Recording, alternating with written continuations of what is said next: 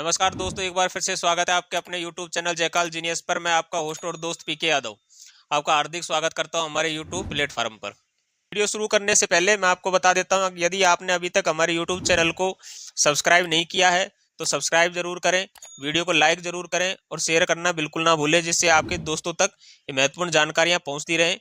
ठीक है, तो आइए वीडियो को करते हैं शुरू। देखिए, आज का हमारा वीडियो का टॉपिक क्या है कि अर्धसैनिक बल के जवानों को ओपीएस के अलावा सरकार से और क्या क्या उम्मीदें हैं।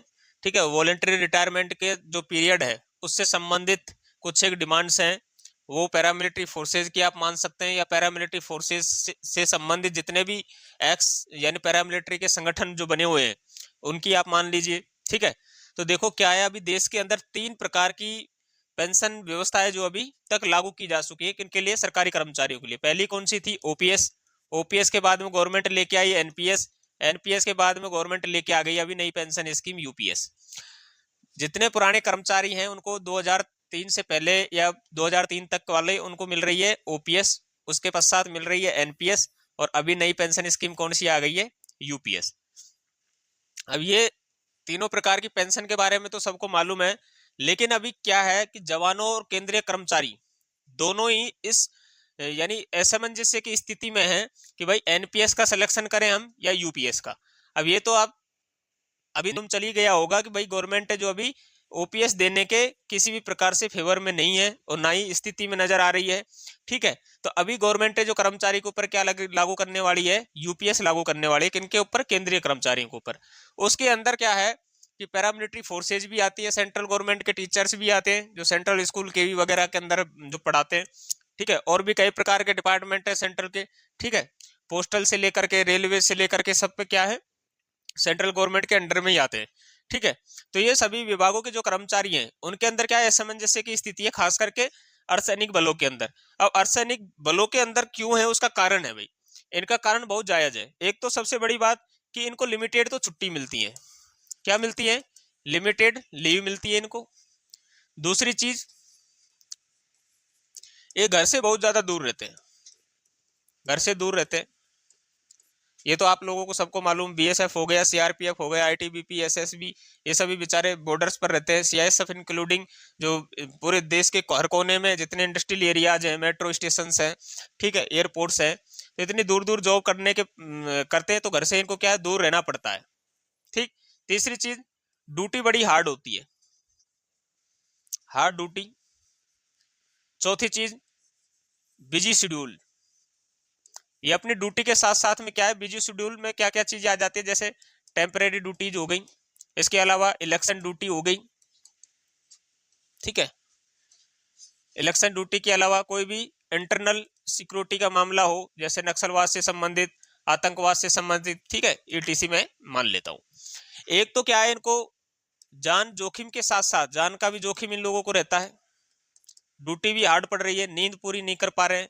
ठीक है, और पारिवारिक तरीके से ये लोग क्या है ना, वैसे तो बड़े माइंडली और फिजिकली बड़े ये क्या है ना मजबूत होते हैं पैरामिलिट्री के जो बल सदस्य हैं, लेकिन क्या होता है कभी कभी ये जो अपनी पारिवारिक समस्याओं की वजह से भी टेंशन में रहते हैं, ड्यूटी के मामलों से भी, विभागीय कारणों से भी ये ज्यादा किसमें तनावग्रस्त होते हैं। लेकिन अगर देखा जाए एक आम आदमी से ज्यादा, यानी कि माइंडली फिजिकली ये जो प्रिपेयर रहते हैं हम लोगों से ज्यादा, सिविलियन लोगों से ज्यादा ये जो क्या है, मजबूत लोग होते हैं। लेकिन क्या होता है भाई, ये भी शरीर है इनका भी, तो इतना तो ये हार्ड ड्यूटी कर रहे हैं, ये तो आप जानते हैं। जितने भी बॉर्डर्स हो गए, बॉर्डर्स के अलावा जितना भी इलेक्शन ड्यूटी, जो सिविल कर्मचारी है वो तो सिर्फ एक दिन के लिए डिप्लॉयड होता है, ज्यादा से ज्यादा 7 दिन के लिए डिप्लॉयड होगा, ट्रेनिंग वगैरह सब कुछ मिला के। लेकिन जितनी पैरामिलिट्री फोर्सेज हैं वो इलेक्शन के 1 महीना पहले, इलेक्शन के 1 महीना बाद तक, और जितने ड्यूरिंग पीरियड है उसका 4 चरण है तो 2 महीना, 8 चरण है तो 3 महीने, यानी कि 3 3 4 4 महीने सिर्फ क्या है, इलेक्शन ड्यूटी के लिए ही डिप्लॉयड कर दिए जाते हैं गवर्नमेंट द्वारा। और इनके ऊपर ना तो सरकार ध्यान दे पा रही है, ना इलेक्शन कमिश्नर, यानी कोई इनके ऊपर ध्यान देने वाला नहीं है। अब इनके जो संगठन है वो बोल रहे भाई इतनी हार्ड ड्यूटी हम लोगों से ली जा रही है, सब कुछ हम फोर्स वाला कार्य कर रहे हैं। फोर्स का मतलब मैं यहाँ पर बोलूंगा फौज, यानी कि आर्मी, इसके अंदर मैं मान लेता हूँ आर्म्ड फोर्सेज, मतलब आर्मी, नेवी और एयरफोर्स। इनसे भी हार्ड ड्यूटी पड़ रही है अगर मेरे नजरिए से देखा जाए तो, ठीक है। उसके पश्चात भी अगर इनके ऊपर जबरदस्ती आपने क्या कर दी, यूपीएस थोप दी गई, ठीक है। पहली बात तो इनका मामला भी सुप्रीम कोर्ट के अंदर चल रहा है, ओल्ड पेंशन स्कीम वाला, ओपीएस वाला। जहां तक हम लोगों को नजर आ रहा है कि पैरामिलिट्री के बल सदस्यों को क्या मिलने वाली है, ओल्ड पेंशन स्कीम मिलने वाली है। अब अगर मान लीजिए थोड़ी देर के लिए हम यहाँ पर मान लेते हैं कि सुप्रीम कोर्ट में भी ओपीएस का केस अगर ये हार जाते हैं बाई चांस, तो यूपीएस अगर इनको ऊपर थोप दी गई तो अभी यूपीएस के अंदर क्या है, 25 साल का वीआरएस लेने का क्या है, प्रावधान है। यानी 25 साल की जब आपकी जॉब पूरी हो जाएगी उसके पश्चात ही आप क्या ले सकते हैं, वीआरएस ले सकते हैं। तो इनके जो जितने भी संगठन बने हुए हैं एक्स पैरामिलिट्री के, वो चाह रहे हैं, डिमांड कर रहे हैं भारत सरकार से कि भाई 20 साल की सर्विस के पश्चात ही क्या लिया जाए, दिया जाए हम लोगों को वीआरएस देने की क्या हो, परमिशन हो, ठीक है। कई बार क्या होता है कि कई बल सदस्य हैं जो फिजिकली फिट नहीं रह पाते हैं इतने लंबे समय तक, इतनी हार्ड ड्यूटी के बाद में, या चोट वगैरह आ जाती है किसी बैटल के अंदर, किसी ऑपरेशन के दौरान, तो वो अक्षम हो जाता है नौकरी करने में।